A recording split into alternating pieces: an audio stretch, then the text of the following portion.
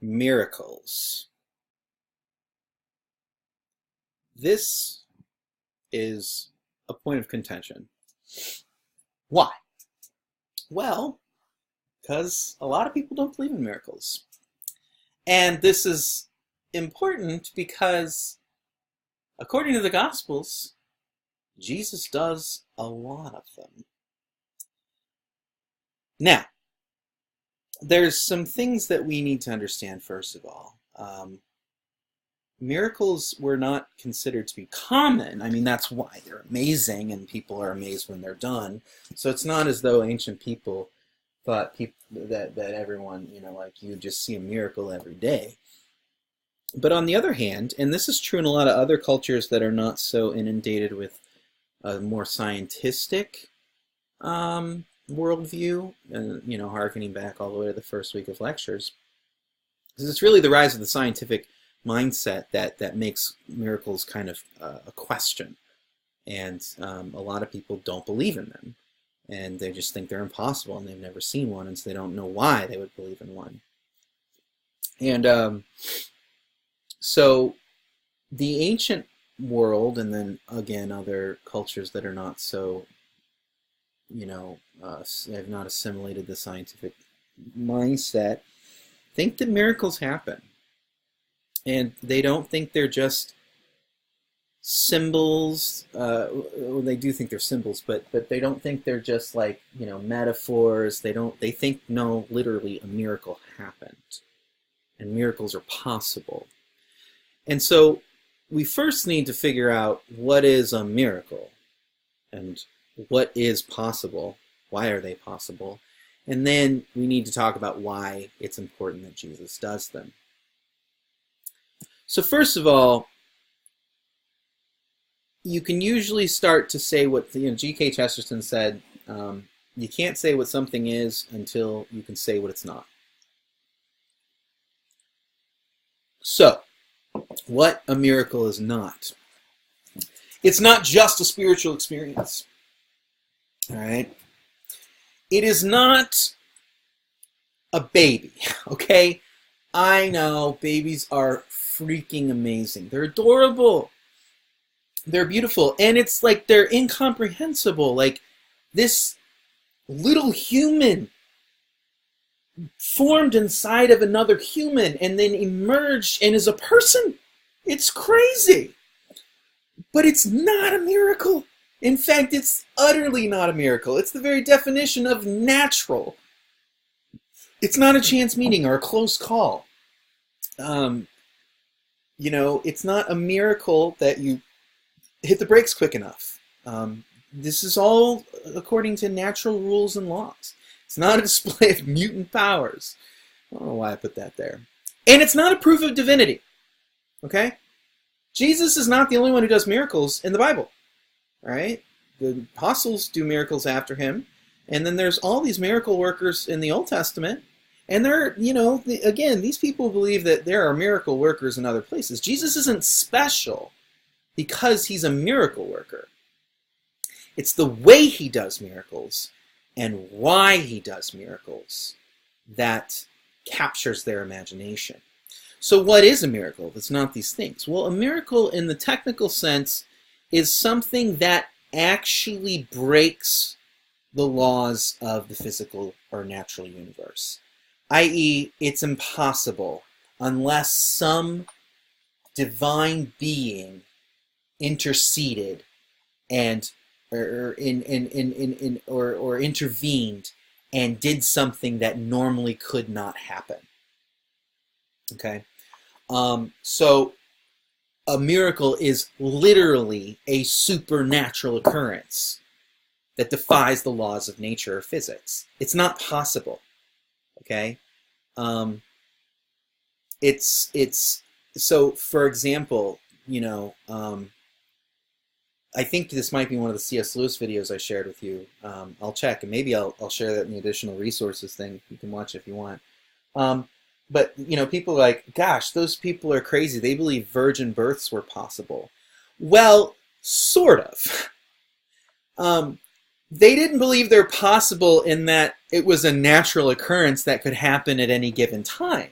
Rather, they knew how babies work. They knew how to make them and how they formed and all that thing. They didn't know all the stuff about DNA and all the maybe anatomical mechanics that we do with modern medicine and technology. But they knew that you needed male spermatozoa to fertilize a female egg, and that's where a baby comes from.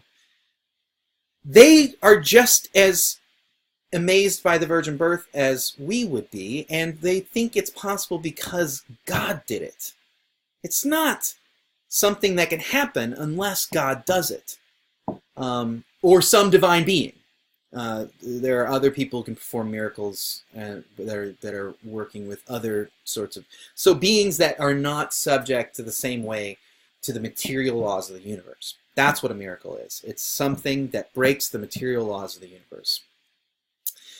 And they're pretty normal. I mean, now they're not like every day happening, but like they are in religious accounts. Miracles are a very common thing when it comes to talking about religious leaders, and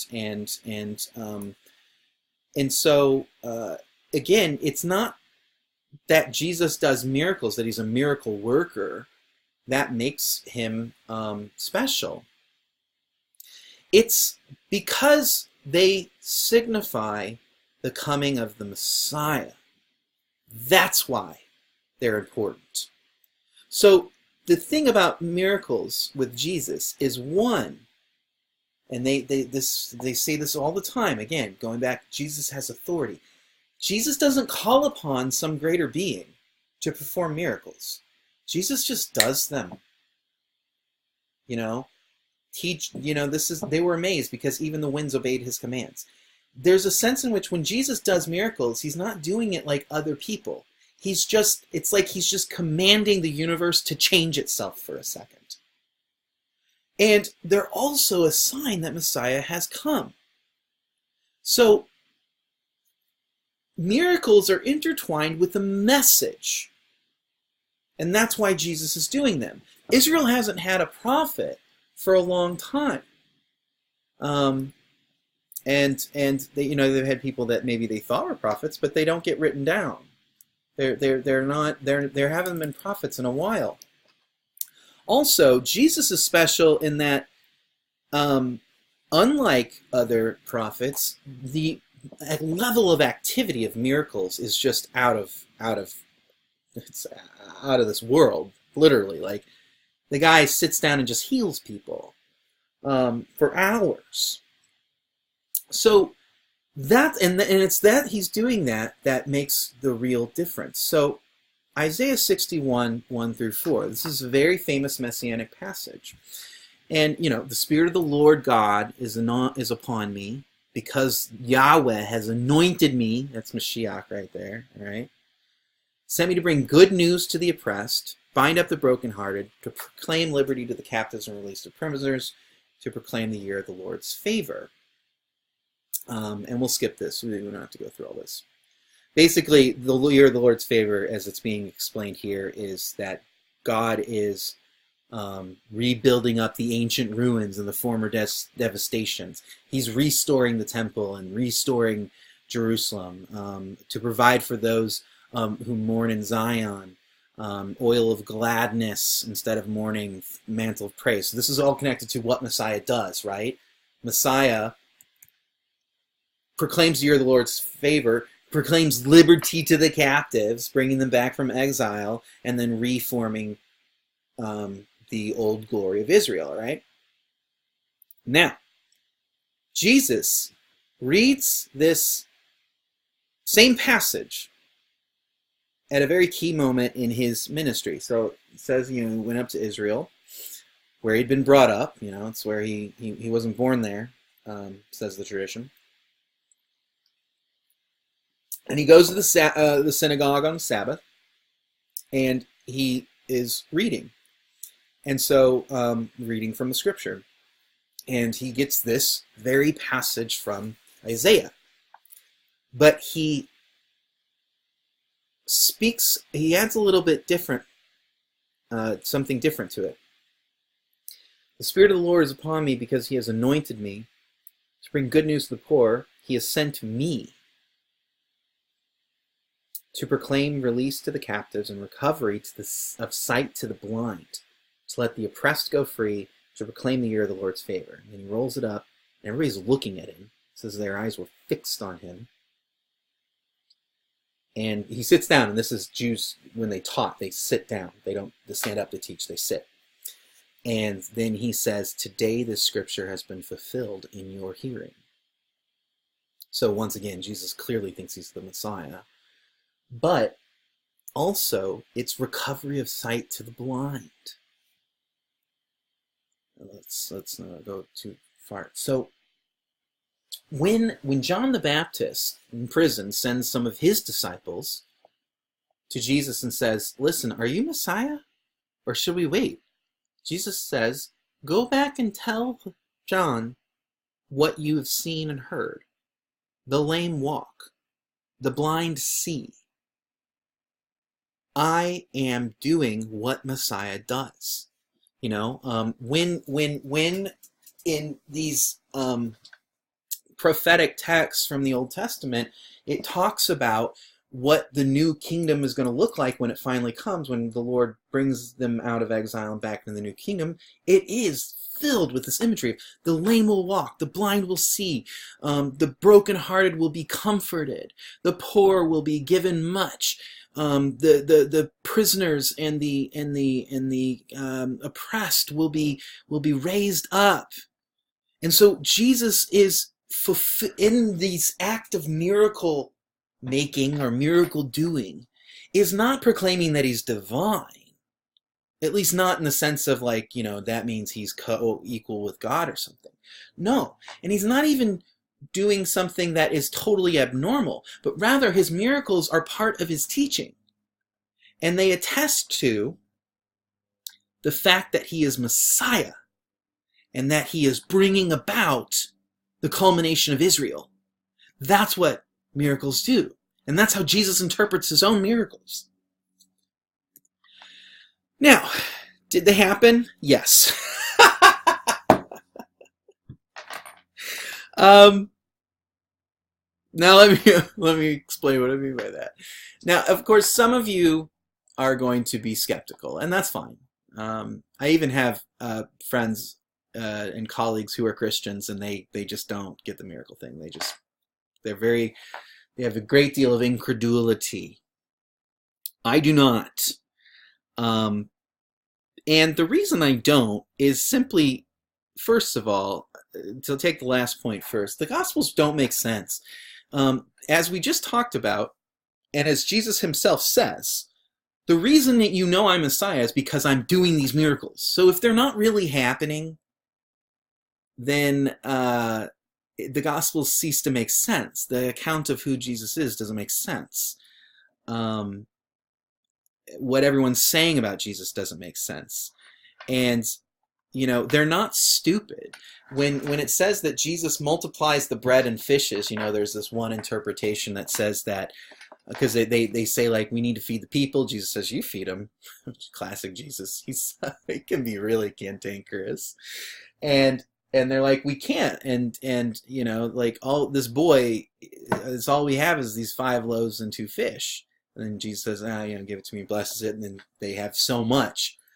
And basically there's someone says, well, that's not a miracle. What happened was everyone was so moved by this boy's willingness to give up his bread and fish. They all like dug deep and produced their own food, and it was kind of this moral moment, and it's called a miracle. I just think that's absurd. I'll be honest, I really do.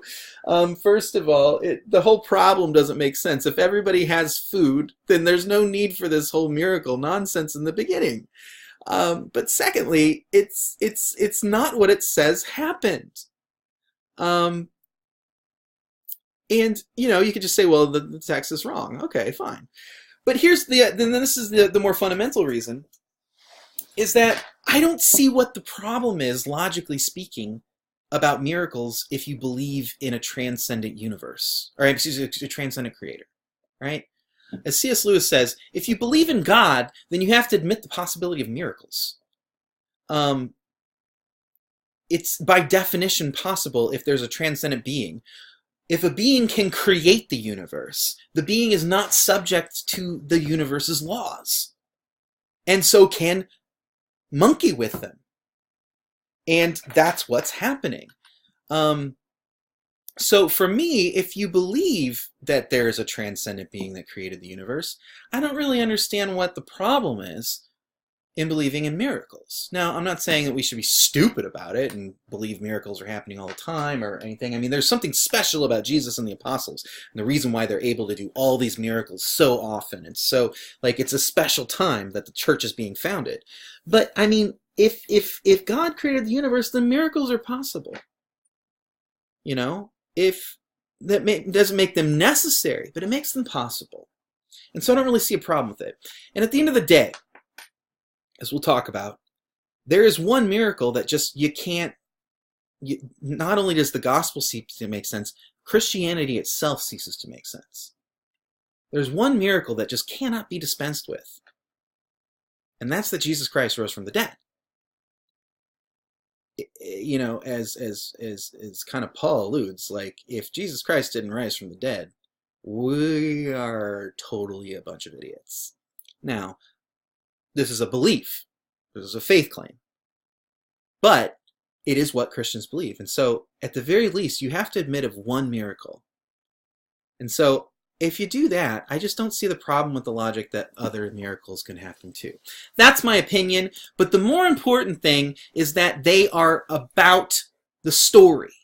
Okay? The more important thing to understand about miracles is not how amazingly impressive they are, but what they mean. They are acts of power with a message. Jesus is saying that this is the year of the Lord's favor. The kingdom is coming and has already come, and the captives are coming. They're being liberated. They're coming out of exile. This is about God's solution to the fall. So it's even deeper than the exile because it is glimpses of what new creation looks like. The restoration moment that's the culmination at the end of these 8 great acts. The fall brings about a horrifying reality where such things can happen. Where people can be blind or lame. Or die at sea. These are not how God intended it. Remember, creation bespeaks the Creator's intention. And the intention is not for pain and suffering and death and disease. So what the miracles do is they give us a glimpse of what the creation is supposed to look like and what, according to the Christian narrative, it is becoming in Jesus's coming to earth. So it's the restoration of the original order and the abolishing of such things antithetical to that order. God did not mean for people to be blind. Now, this is not something about the value of blind people. Please don't misread me here. Blind people are not, it's 2017, and so you got to be careful about every single thing you say. But I probably shouldn't have even said that, but I did. But blindness is still an affliction. We wish that people could see. And so maybe being blind can give you some deeper insight into the world, and that's good. But ultimately, what the miracle does is it restores things to the way they should be. Remember, religion doesn't just have ises, it has oughts. And if a creator created, again, that speaks an intention, a way things are supposed to be, a way things ought to be. That's what miracles are about. They're not about, wow, science got pwned, or anything like that. That's not what they're about. They're about new creation. They're about the power of God breaking into history and doing something really, really important. That's how Jesus interprets his miracles. And so, again, They are signs of the coming of Messiah. They're signs of the restoration of Israel, because they're fulfilling these scriptures, and they're signs of a new creation, that a new world has begun. That's what miracles are about. So don't think that Jesus is just like a magician with some parlor tricks, all right? That's not what's going on here. And if that's what you think, then you're at least just completely misunderstanding what the Gospels are trying to say. Now, all this doesn't mean that you have to believe Jesus' miracles, of course. Again, I'm not proselytizing, but I'm telling you where Christians are coming from and what they think. And so, with that out of the way, I think we get into what Jesus is actually saying with his human words. So, yes, we will get back to that next time. See ya then.